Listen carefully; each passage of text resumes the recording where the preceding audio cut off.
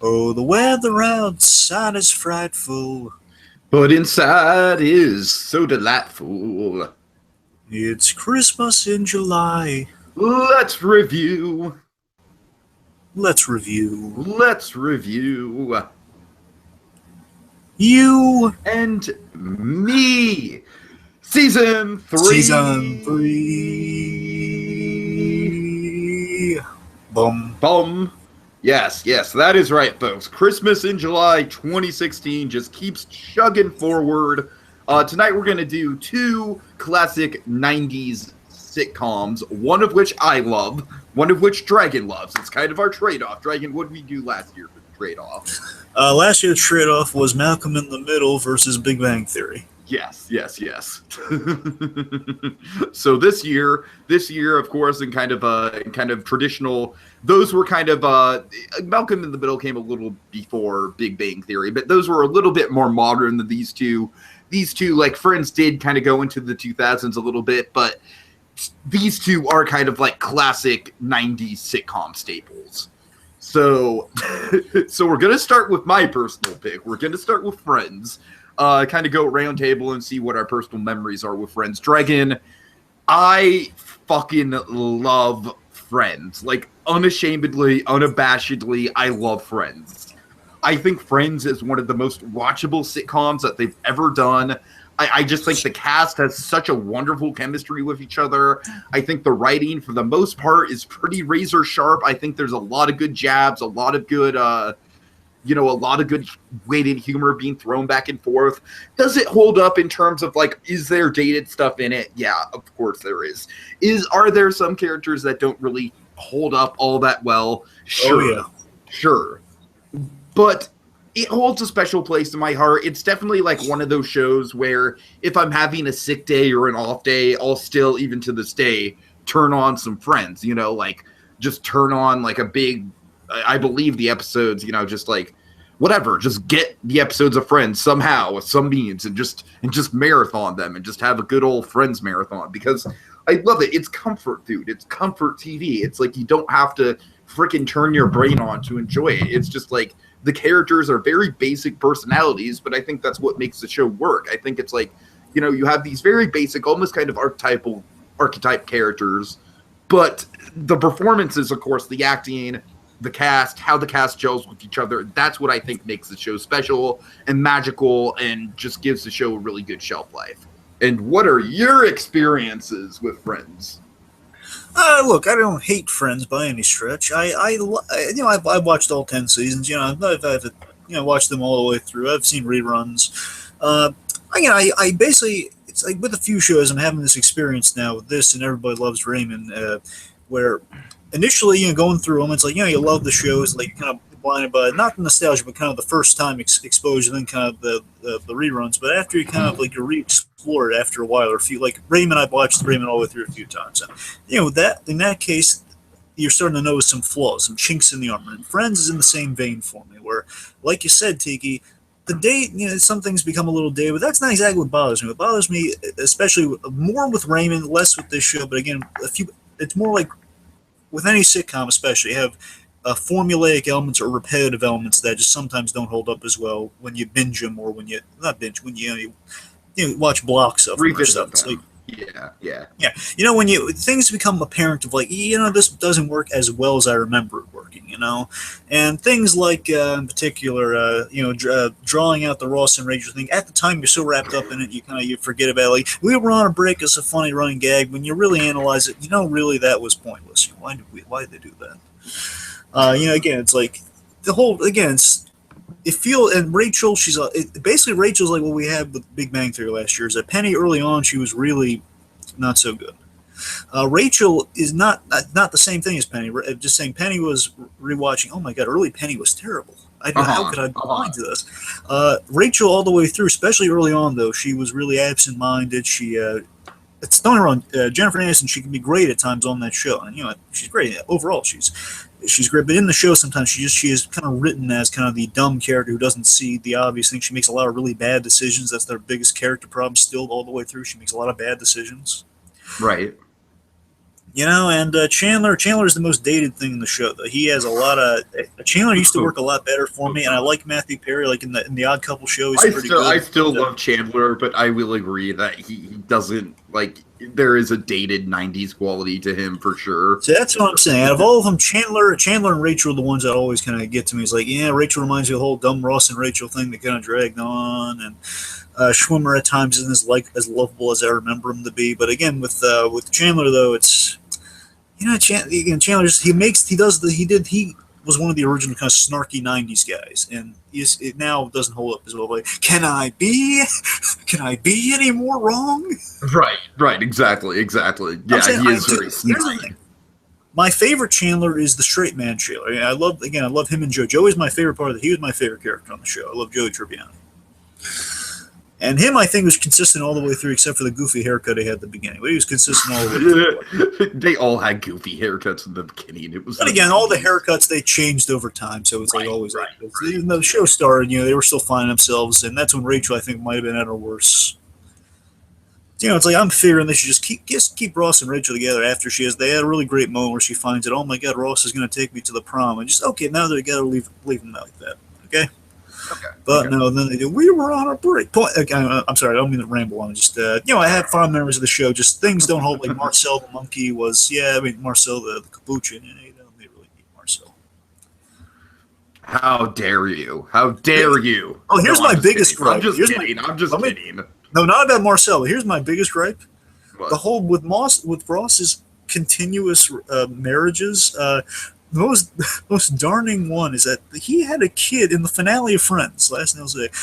They completely forgot that they have a child together. They completely swept that under the rug. They completely forgot that Ross and Rachel had a child. All right. They have a whole thing where so they have a kid, but they're not getting married. Okay, if you have that sort of thing, but then it's like, oh, Rachel's leaving town. Did she get on the plane? Did she get on the plane? There was in that episode, there was absolutely no mention of what are they going to do about their kid? Yeah, it's like they completely right around the last season. All right, fair enough. Okay, so let's start. Let's start with this. Sorry, I didn't mean to ramble. You asked me to open the floodgates on Friends. That's what you get. So, we start the episode off. At this point in the series, Chandler and Monica are engaged. I believe this was season 7. Tiki, is that right? Season 7, correct. Season 7, the big running storyline of season 7 was Chandler and Monica getting married. The wedding was the season finale. Yeah, I'll tell you my favorite relationship was in all Friends. I love Phoebe and Mike. I love Paul Rudd and Phoebe so much. Yes, Phoebe and Mike. Yeah. For the longest time, I expected Phoebe and Joey to get together, but then there was that period where actually, I believe it or not, I was really kind of rooting for because they had really good chemistry. Joey and Rachel when they were together. I thought that would have been great. Joey and Rachel, yeah, I was kind of rooting for that as well, and this episode does kind of play with the Joey and Rachel dynamic. So being honestly, here's the thing: they had a lot more chemistry than her and Ross, and towards the end, I was a little surprised. Why go with Ross now? You just left the Ross was the fucking original dragon. I'm just kidding. Yes, he was the lawyer for the Kardashians. Oh God. Okay, so anyways, Chandler, he's just getting off the phone, and he's very proud of himself. He's just like, I just got reservations at Michelle's and tickets to the Music Man. Consider us betrothed. It's betrothed, honey. Oh, betrothed. Yeah. And then Phoebe, you've got to admit, this is funny. Phoebe just walks in. I love Phoebe. She walks in and places a fucking skull on the table. Oh, I love this joke, by the way. I think so. Here's the thing. Again, let me make it clear. Again, I like Rachel. I just think the relationship stuff with Rachel is when she for the story conveniences has to make dumb decisions. But Rachel on her own comedy wise, she can be hilarious at times. And this is one of those times. Okay. Phoebe puts a skull on the table, and then this is where Chandler works too. Again, everything's working in this opening here. Chandler says, "Phoebe, skull." Says, "Oh, that's right." Rachel's kind of touching my mom. And then Rachel just freaks out, Oh no! It's not my mom. It belonged to my mom. It's a Christmas tradition. It's a Christmas skull. She used it to teach us about. Even though it's Christmas, people still die. I just love that. I love how gleeful Phoebe is about this horrible, traumatic Christmas memory of like, all right, kids, we're gonna leave this skull out on the table because even though it's Christmas, people die. That's Lisa like, Kudrow was awesome. She was great. Lisa Kudrow hits it out of the park this episode. Let me tell you, you ever see Analyze This or Analyze That? No, I have not. Well, Analyze This is the better one. She played Billy Crystal's fiance in that movie, or his eventual wife, and she basically gets the tell off De Niro in a scene. It's awesome. Okay. Because De Niro, like, a mobster needs therapy, and basically she says, "Enright, you ruined my wedding because you got problems." Tough talks Robert De Niro. It's awesome. So Phoebe, she's also pointing out the perk of, and you can put candy in it. and then this is licorice.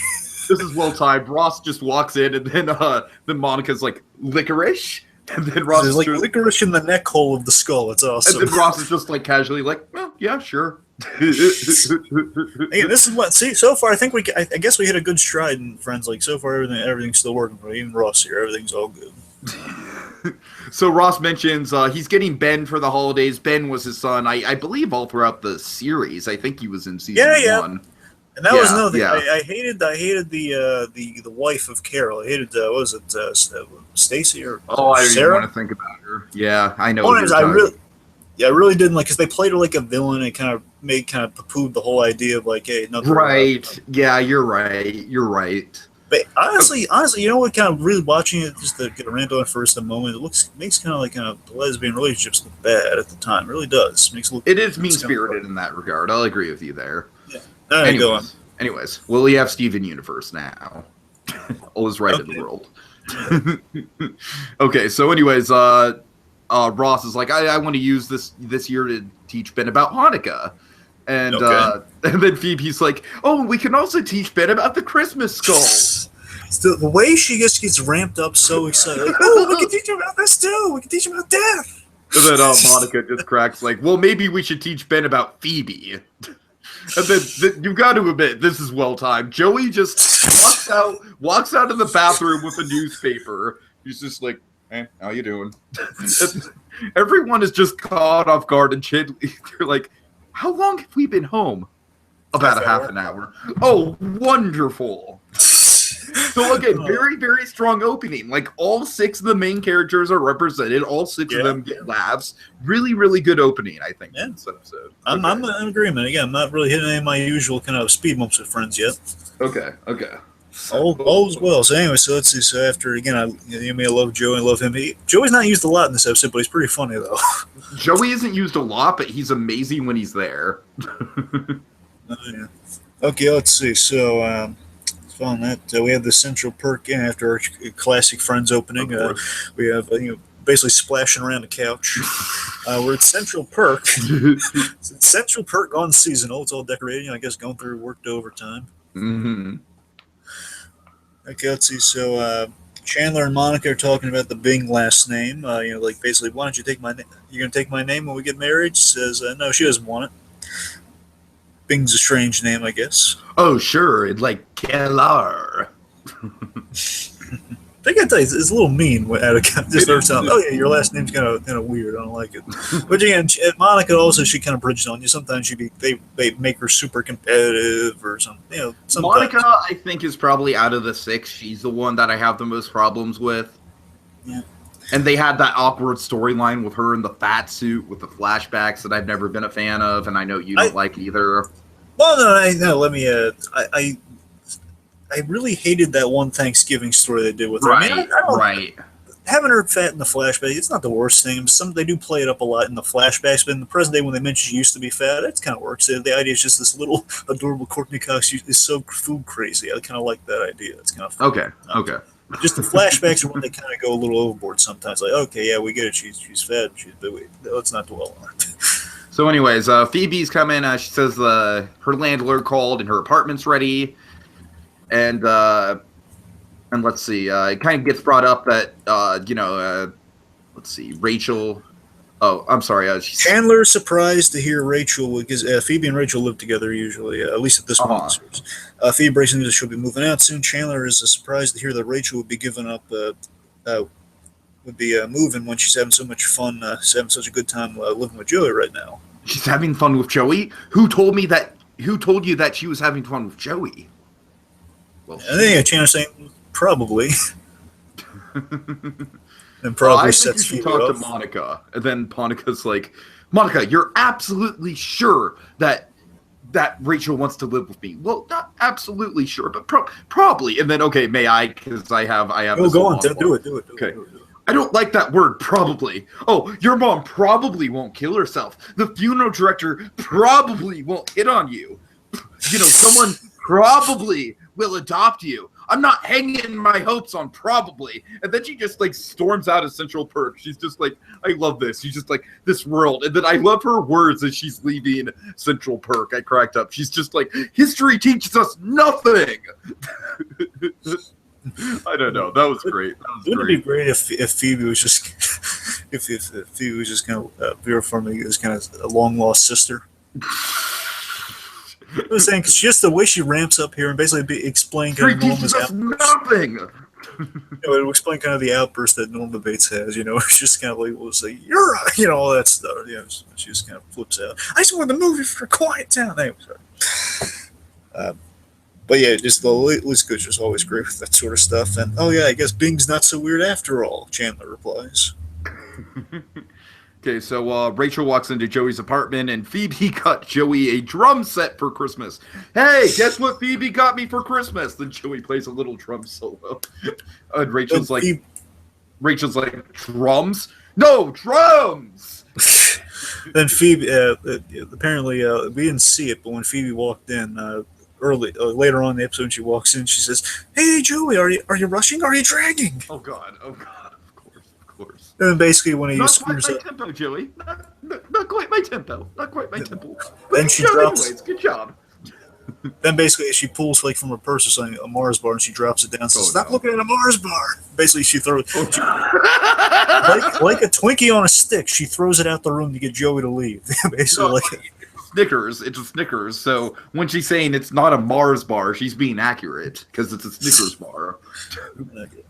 Well, you're right. So you have some Joey comedy playing drums. You can't hear anymore. So drums.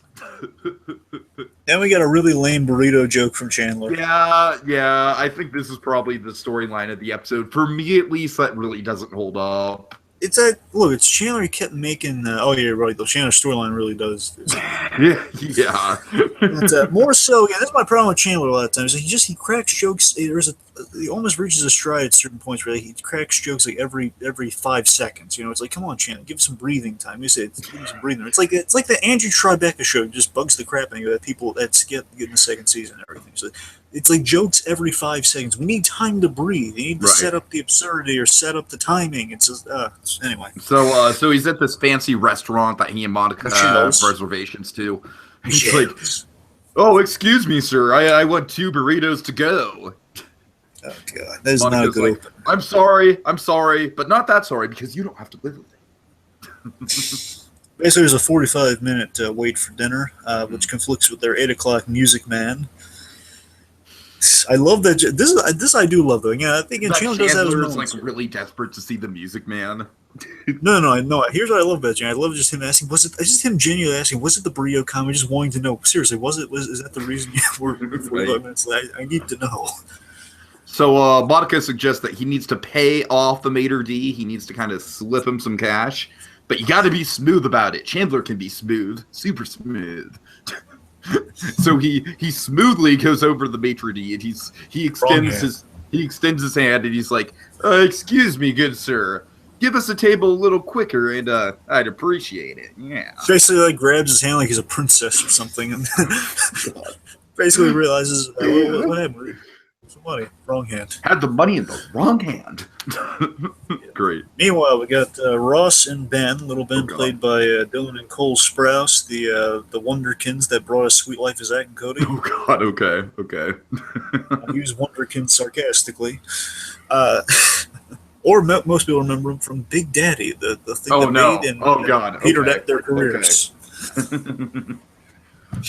So let's see. So Ross and Ben have a little chat here. Basically, the kid doesn't know what Hanukkah is. Mm-hmm. And Ross is trying to tell him about Hanukkah, but Ben keeps interrupting. Like Ross is like, "Oh, but also Hanukkah, Santa has reindeers that can fly."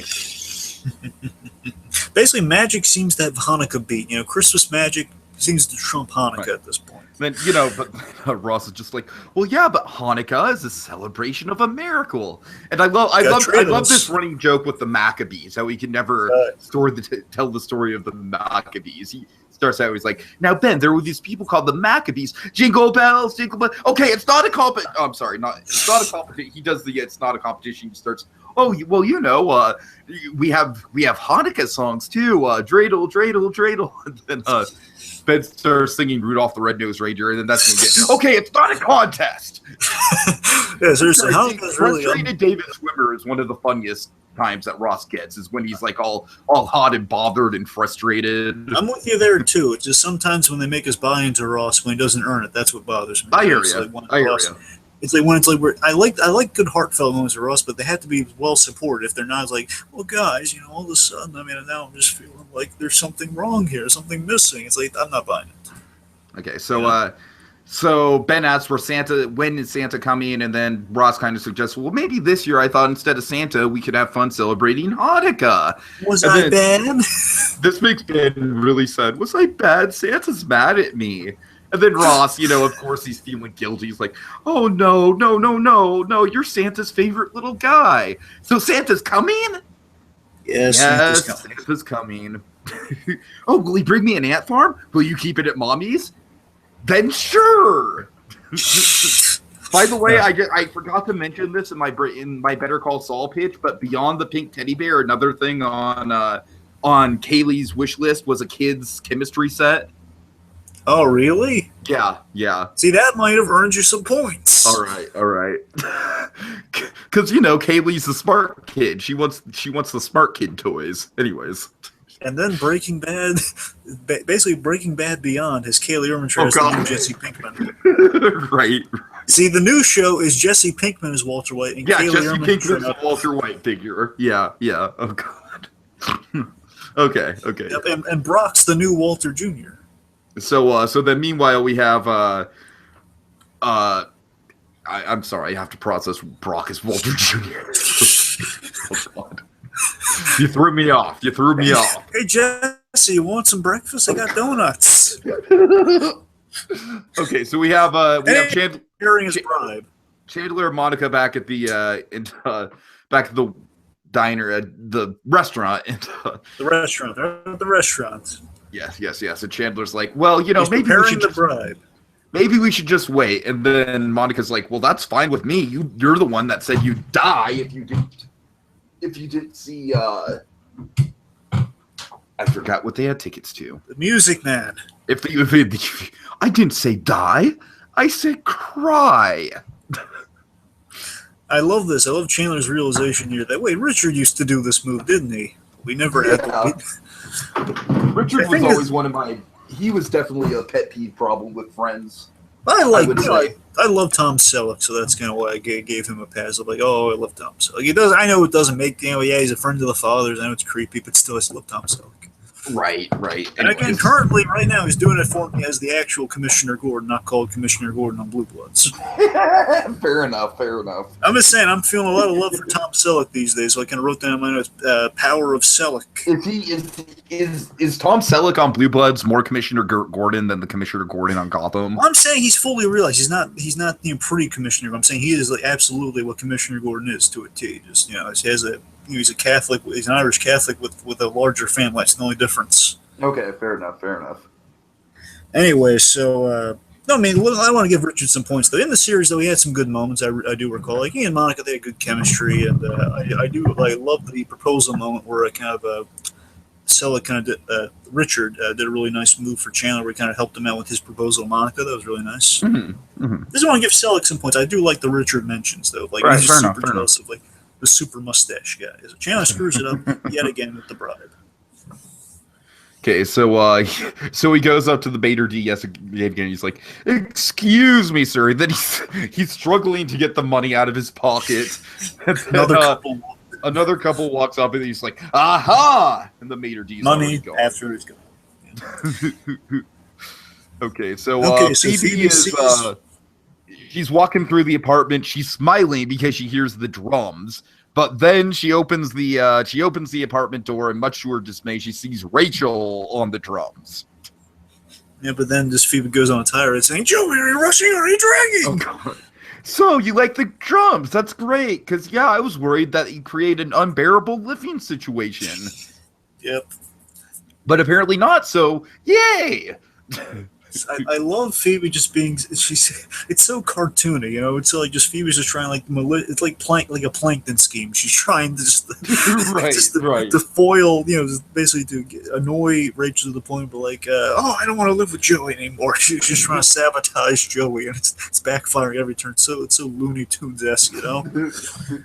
So let's see. So then they've learned a song. Actually, they've learned Tequila on the drums, and this is this is like adorable Jennifer Aniston right here. This is like adorable Rachel. I like this. Yeah. 1, 2, 3, tequila. Then again, this is what I was living for. I loved Joey and Rachel together. Why couldn't those two kids have gotten together at some point? Like they never. Yeah, I hear you. But I love Phoebe's reaction though. She's just like very, very sarcastic. She's just like, "Oh, that's fun. That's fun," and then just walks out. Also, before Ross and Rachel fans try to saute me, let me make it clear. I'm saying whoever you get anyone together with, just stick with it, okay? They jerked this around, so I'm saying Rachel and Joey, they were looking good for a while. Okay, I honestly think you're just straight up unpatriotic for not liking the Ross and Rachel story. But I liked it, but then they got rid of it, so apparently they didn't like it either. Okay, fair enough. Anyway. I mean, the Ross and Rachel storyline is like the pinnacle of the turn of the century American television. Dragon, come on. I mean, so look, Rachel is in the wrong on the whole break thing. I'm gonna say it now. You know, no one else is gonna say it. I'm gonna say it. Rachel was she broke it off. You know, she said they were on a break, and by definition, they were on a break. Okay. Rachel, you. Okay, so Chandler tries bribing Gunther with coins. It's a no-go. It's now easier with change. Joey takes the coin. I love the gag where, do you remember the Joey gag? Yeah, he takes the 50 cents, and Chandler thinks he's giving it back to him, but Joey's like, no, thank you. And then he goes up to Phoebe, hey, now I only owe you $49.50. Good. Joey Tribbiani, what a nice guy. So, let's see. So, Monica's just like, oh, you know, Phoebe, if you wanted to get something loud and destructive for Joey, you could have, or I'm sorry, this is Chandler. Chandler grills Phoebe about the drum gift. Oh, why couldn't you just get him a nice wrecking ball or a lovely vial of smallpox to spread throughout the complex? And then Monica's just like, you know, the drumming isn't the worst part. Every 5 minutes, Joey throws his sticks in the air and he has to go, oh, my eye! Oh, God, my eye! Okay. And Phoebe says, yes, exactly. And then basically it's revealed the drum set was a plan to claim Rachel, essentially. Get Rachel out of there, back to her side. Right. Joey... Meanwhile, back at the apartment, Joey tries the drumstick move with safety goggles on, which I think is hilarious. That's great. he's like giving Rachel a thumbs up, like, yeah, all right. And then Rachel's just like, you know, you could just not throw the sticks up in the air. And what is rock and roll about that? Yeah, again, I love that he's more in love with the prestige of the drums, the drums versus actually playing the drums. So let's see. So then Phoebe comes by with a new gift. Hey, Joey, I got a new awesome Christmas gift for you. And just a little drum roll. Joey's just like, oh, hold on. Tell me what it is. Drum roll. So let's see. So then Phoebe reveals a tarantula, which freaks Joey out. He's terrified of tarantulas. He would never have lasted in Albuquerque. No, he would not have. Oh God, I would probably not last in Albuquerque because Joey couldn't ride a dirt bike and then Joey couldn't ride a dirt bike, then take a little tarantula as a pet, then meet on timely end. Oh God. Okay. Anyway, so then he couldn't have an ambiguous yet really heartbreaking death as he's buried in sand and dirt. So, as Joey's bike is being dissolved in acid right now, let's continue forward. So, basically, a terrified Joey. Joey's terrified. Rachel loves tarantulas, though. I think it's so adorable. I had one of these as a kid. It died because my cat ate it, and then my cat died. But I love these things; they're so adorable. I love Joey. Joey has a great line of fear where he says, "It feels like it's on me. Is it on me? It feels like it's on me." We've all been there. We've all like, "Oh my God, there's something loose in the roots on me. It's on me somewhere." And then Phoebe is just like, she's kind of like, oh well, I'm just glad you're having so much fun. You're just having so much fun here. Yeah, because Rachel thinks Joe is adorable while he's afraid, and just Phoebe is stymied yet again. Rachel asks, "What's up?" Truth comes out. The whole evil plan. Then she says, "Well, look, if you really wanted to scare me, you really wanted to scare me, you should have got a fish."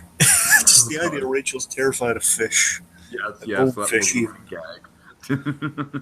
So Rachel reassures Phoebe she should not watch episode 4 of Mr. Robot. Oh yeah. anyways. Keith David fish. That is not something to mess with. A back talking fish that is not adorable but generous. I'm talking about like an actual back talking fish. Okay. So then Rachel reassures Phoebe that they're roommates. They got basically they're roommates through and through. If our place is ready, let's go look for it. Yeah, sure. What are we gonna do about the drums? Because Monica and Chandler don't want the drums there. So what do they do?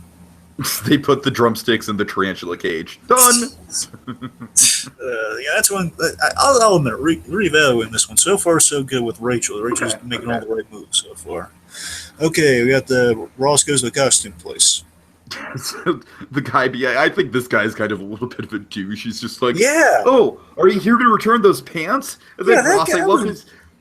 No, you're right. You're absolutely right. He is totally rude. And then Ross does have a very kind of taken aback reaction. It's just like, no, these are my pants.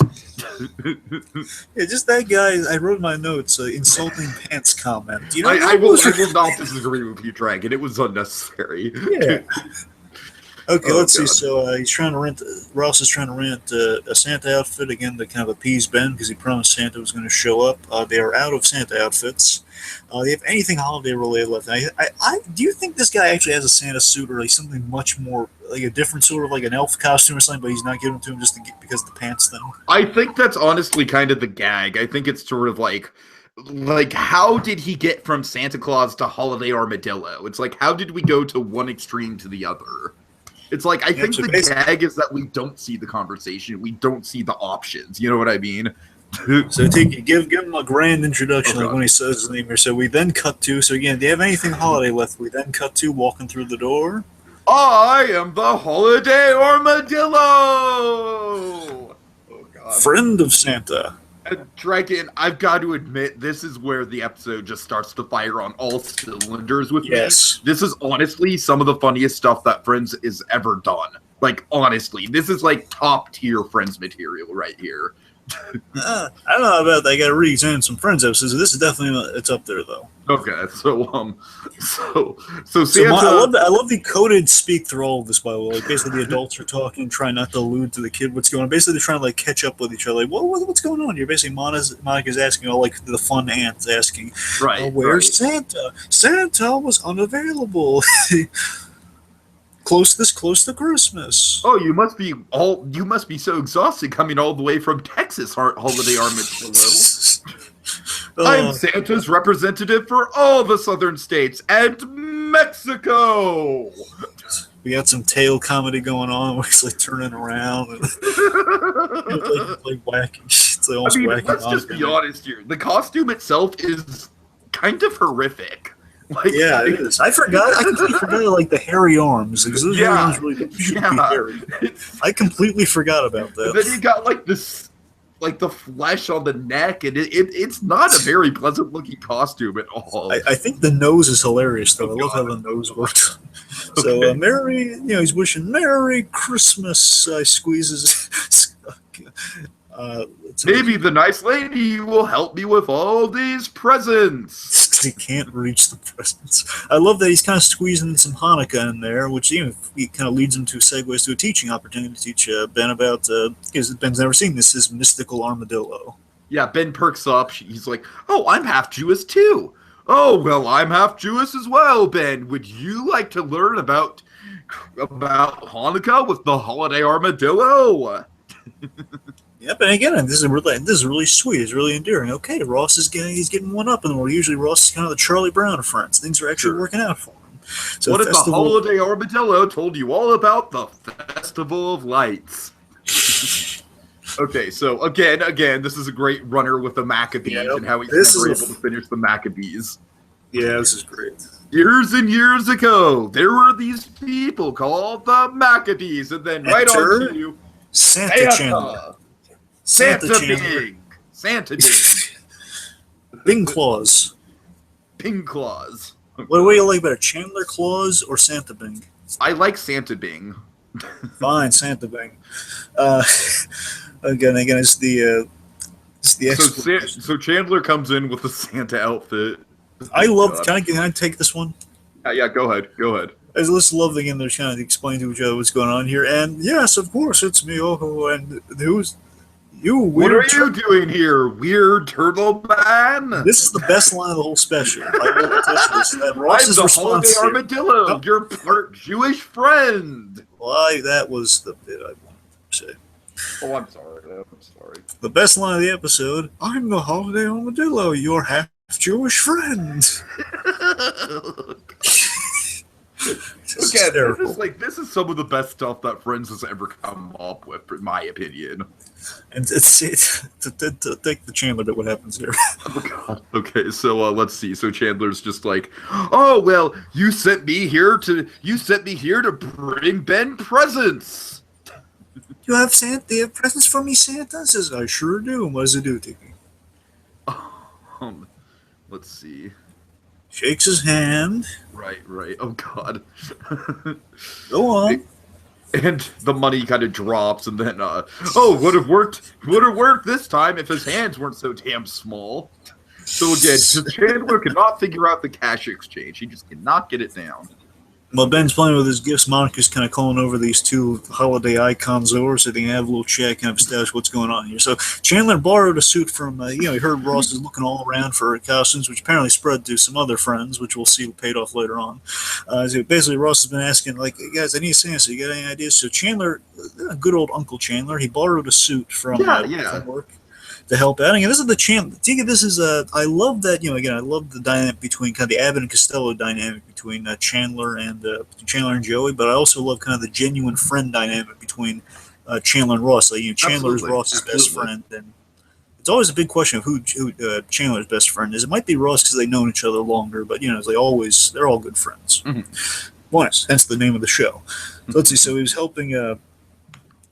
So basically, Ross needs Chandler to leave because now this is my chance to get Ben into Hanukkah, the Hanukkah spirit. Which Chandler's more than willing to do. He says, "Okay, I guess I'll take the suit back." And Monica wants Chandler to keep the suit for the night. And Santa, oh God, really, Santa? Did your dad ever dress up as Santa? No. Then it's okay. Ho ho ho. That's kind of fun. That's kind of in the vein of kind of the Kim Wexler lingerie. Right. That's hilarious. Again, she has a thing for Santa. That's pretty funny. Oh God! And then you feel so bad for Ross right here. Chandler's just like, Santa have to go now. Ben, say goodbye. Why does he have to go? Well, if Santa and the Holiday Armadillo are ever in the same room at the same time for too long, the universe will explode. The universe will implode. And then Ben, this is the moment where you really feel for Ben. He's just like, well, why does Santa have to leave? Why can't the armadillo leave? You feel bad for Ross, not Ben. Yeah, you're right. I'm sorry. You feel bad for Ross. Yeah, absolutely. No. I want Santa. Santa can stay. Someone pushed the Farmiga sad button. Either push the Hulk or the Farmiga button. They gave us some sadness here. So sad. And this is great. This is, again, a great example of Chandler being a great friend for Ross. Yeah, this is a moment right here. We'll stay, but only because Santa wants to hear about Hanukkah. Will you sit down with Santa and learn about Hanukkah, Ben? And here's the bit that gives you the warm fuzzies. As Ben says, yes, you have this bit where they're all kind of coming to the couch, and oh my God, it's a beautiful moment. Where, again, showing the friendship between these two guys. Again, you have all the good, genuine moments between these two. I have the great comedy stuff with him and Joey, but right here, Ross says to his friend of all these many years, thank you. He kind of mouths thank you to him. Oh my God, it's so beautiful. Then. So Ross is attempting to get his Maccabees speech out yet again. Years and years ago, there were these people called the Maccabees. And then who shows up? Who shows up? It's not a bird. It's definitely not a plane. It's Super Tribbiani. Super Tribbiani! Oh my God.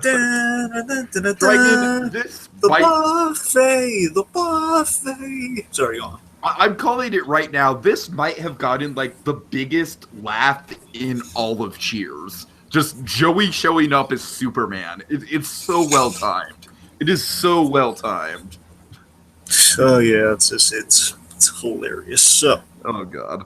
Meanwhile, we got Phoebe and Riz, where kind of their story kind of peters out for me. It's okay. Yeah, this is probably the weakest scene of the episode. I'll confess. Again, the lead up's strong enough, I guess. I mean, re-examine it. The lead up's strong enough where this is just like it's okay. But the resolution is just kind of like, well, that seemed like a big waste of time. Then that's what I'm saying. But the beginning's funny enough, though. I mean, Phoebe trying to manipulate, like basically being like an evil Christmas manipulator in her own mind. Yeah, that's hilarious. But again, it's a weak sauce payoff, though. That's the thing. It's weak sauce. No, I won't argue with you. I agree.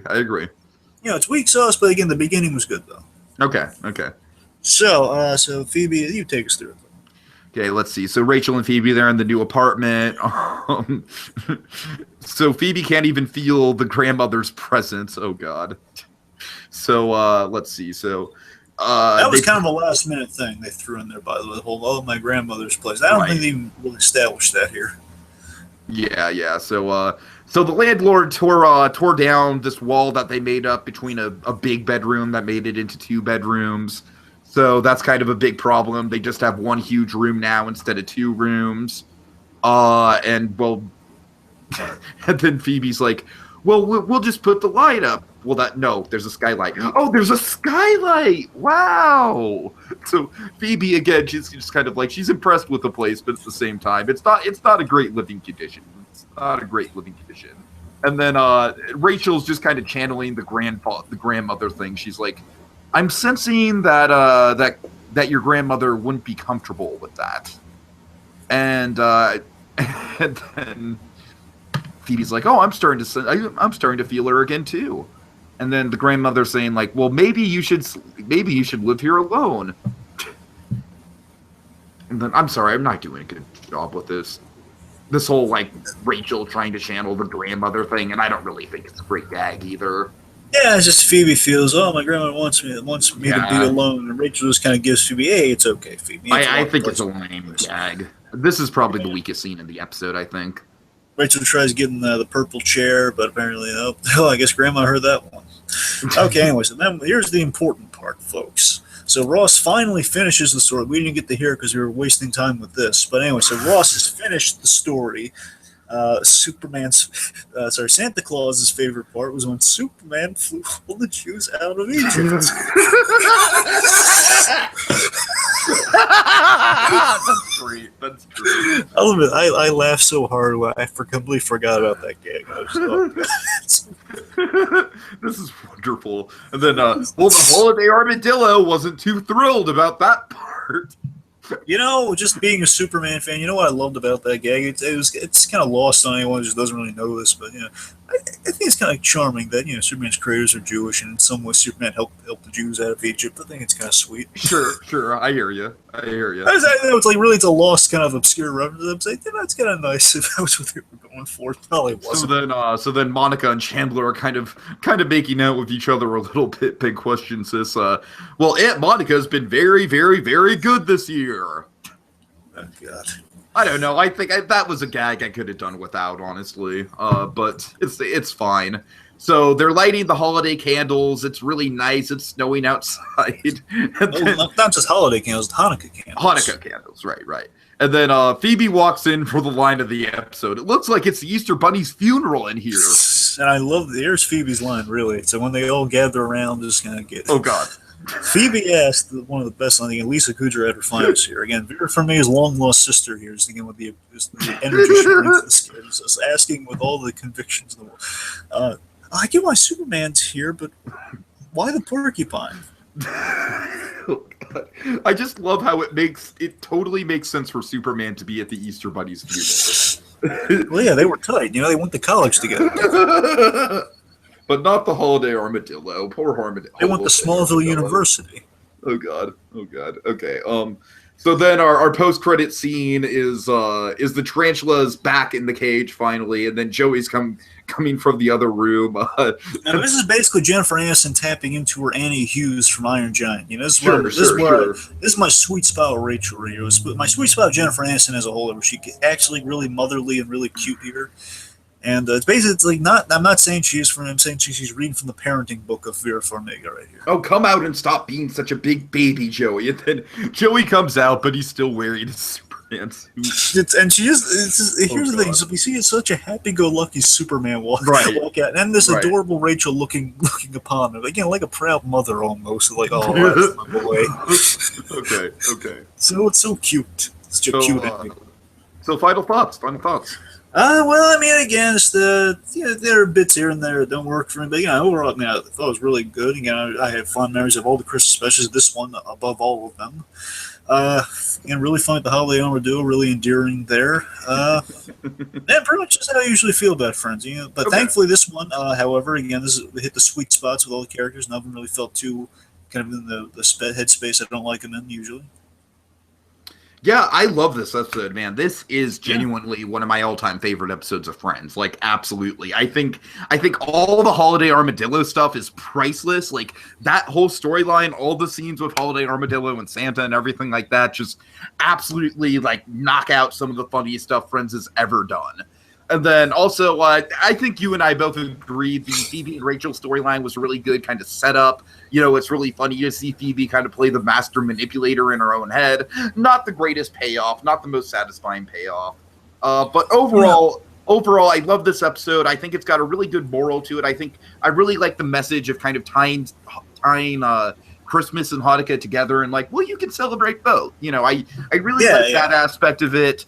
I do think it's a genuinely good Hanukkah lesson, except we never actually get to hear the Maccabees thing, which is the running gag. I think what's so great about Tiki is that it's such an interesting way. It's like a kind of a creative way of teaching people about Hanukkah, and it's a very memorable way because people who watch this, they're definitely going to remember, kind of connect Hanukkah somewhat with the Holiday Armadillo. It's like such an exactly. It's basically like what you have such kind of an out there, kind of oddball, kind of visual image to associate Hanukkah. Because Hanukkah doesn't really have it. They have the dreidel and the Star of David. That's about it. Sure.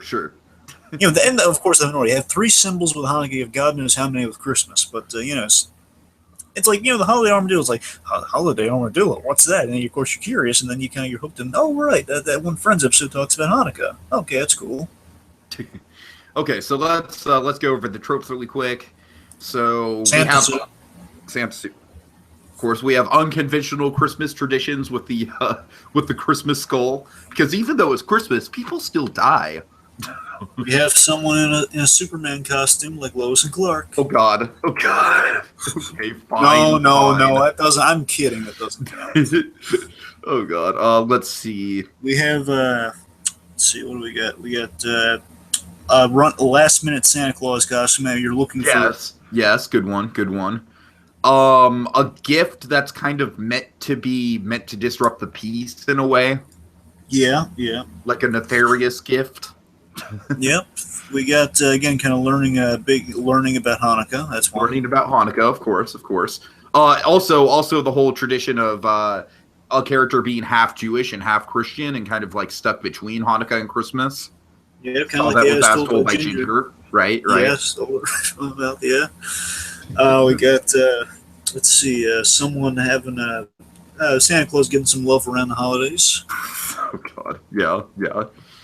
Let's see. So we have kind of the friends being there for you when you need them around the holidays. Mm-hmm. Yeah. Anything? Lighting the Hanukkah candles. Yeah. I think that's about it. Okay. Well, you heard it here, folks. That's what we do on Christmas in July. We like to break down the tropes, and we like to really just, just really just dig in there dig deep into the hobo stew that is Christmas specials, and really get in there and look at and examine what makes these Christmas specials work. Yeah, but it feels like something's missing. Like if only we had kind of like a somewhat of a monolithic image to kind of associate what we do here. Not saying it's monolithic on all the Jews out of Egypt, but it's something close. Something if only we like imagine like something like a microscope involved somehow with something green and red. Something with the colors of Christmas with something scientific and analytical. But I can't think of anything. Do you got anything? Let me just kind of scratch my chin. Not Superman carrying a bunch of Jews, but I'm talking about something else stronger. How about putting the mistletoe underneath the microscope next time on Christmas in July?